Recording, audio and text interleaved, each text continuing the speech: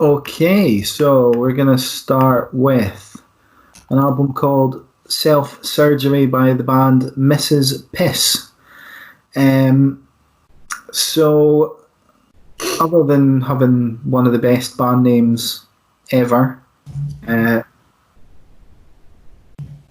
Mrs. Piss are a collaboration between Chelsea Wolfe and Jess Gowrie. Now, Chelsea Wolfe is an artist who typically creates sort of drawn out, moody, bleak soundscapes, and it can be a pretty tough listen. Case in point, we talked about possibly reviewing our most recent album, but I don't think either of us could really get into it, so we decided to give that a pass. I think Jess Gowrie is Chelsea Wolfe's resident drummer. Yeah. So they're used to working together. Anyway, so she also seems to drum with the band Horseneck, who are they're a super group of sorts, who do a kind of sludgy, rocky, kind of post-hardcore sound. I've listened to a couple of tracks, not really into it, but I'm sure there's lots of people out there who would be. But Mrs. Piss is a completely different proposition from either of those sort of styles. It's a far more grungy, alternative rock kind of sound, but there's elements of kind of harsh sounding black metal kind of aspects infused into that sound as well. It's a much more sort of dirty and deranged kind of grunge. Have you got anything you want to say before just get into some of these tracks?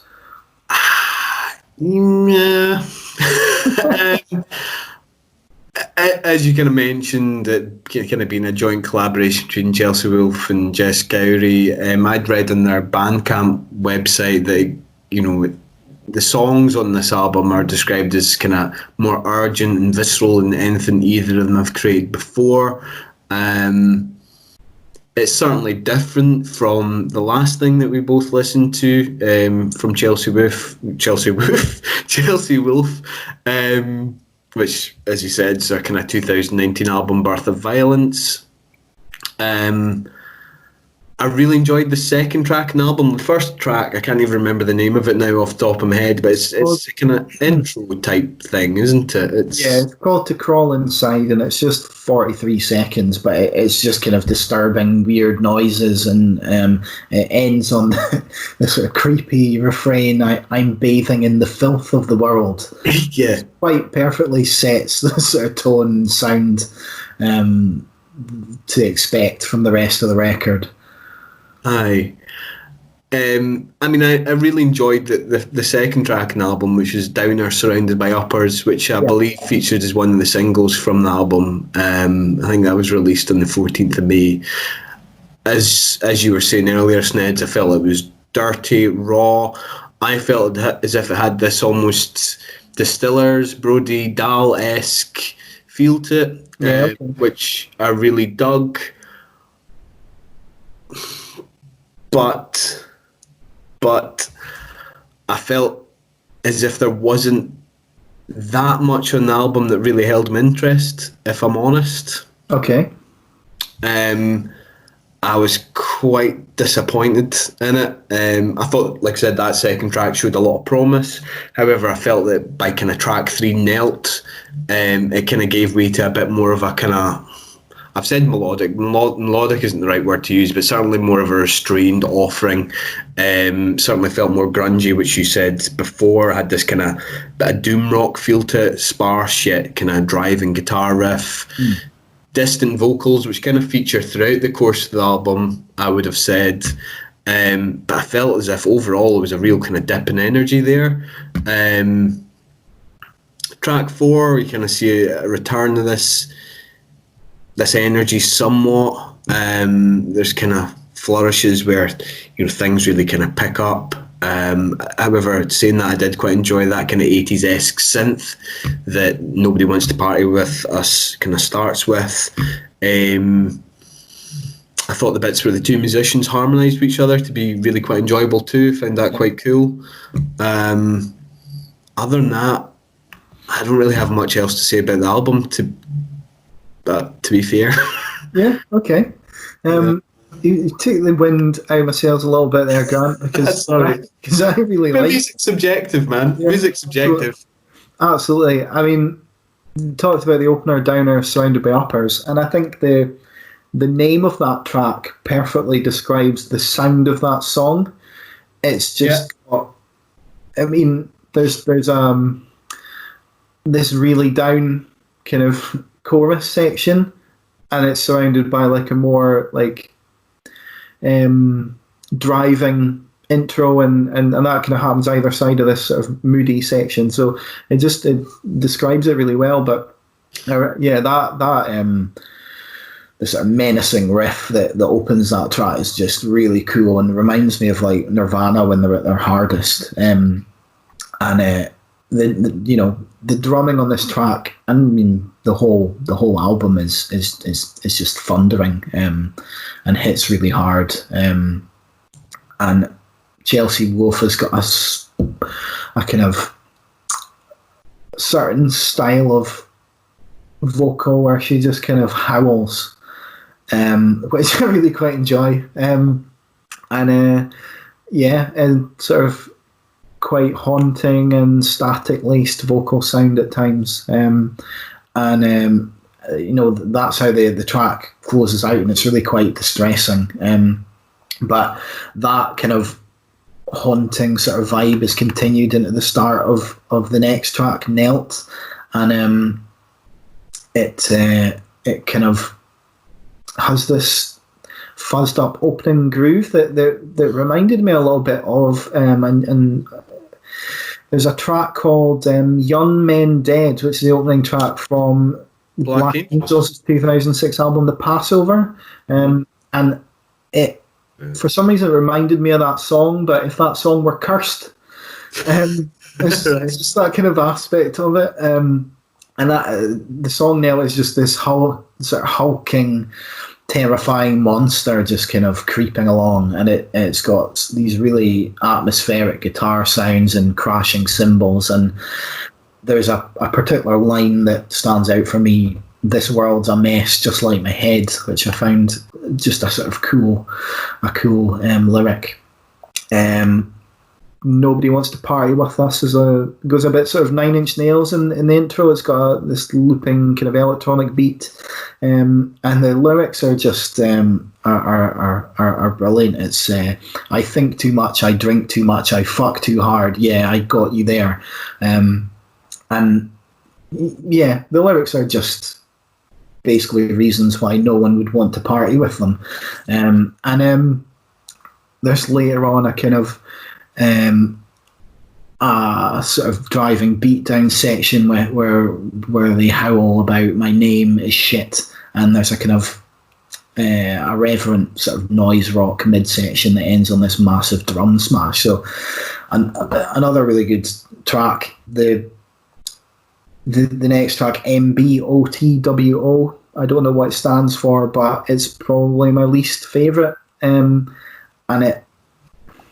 there's lots to offer on the track, but it just feels like a lot less complete than the other tracks and a bit messy, just throwing a lot of things in there, and it just didn't feel as kind of finished or polished as a lot of the other tracks. I mean, the big highlights for me on this album are on the track You Took Everything, which has got a kind of lazy slacker intro in the sort of vocals on the guitar and bass, but it's got a really intensely catchy driving drum beat that underpins that, and that all bleeds into this kind of chorus that retains the sort of slacker vocals, but underneath that there's this horrific kind of black metal harpy screech. It's just kind of you can hear it screaming and gurgling and acting this kind of demented backing vocal, and all the while there's this booming bass sound that underpins that as well, and that moment in particular is just there's just something about it that really hooks me in. I mean, the title track, Self Surgery, really bouncy. It's got an almost fun bass line for an album like this, but it's, you know, covered in layers of fuzz and crust, and it leads into another really great vocal moment that just builds and builds in intensity into really kind of horrific high pitched screech, and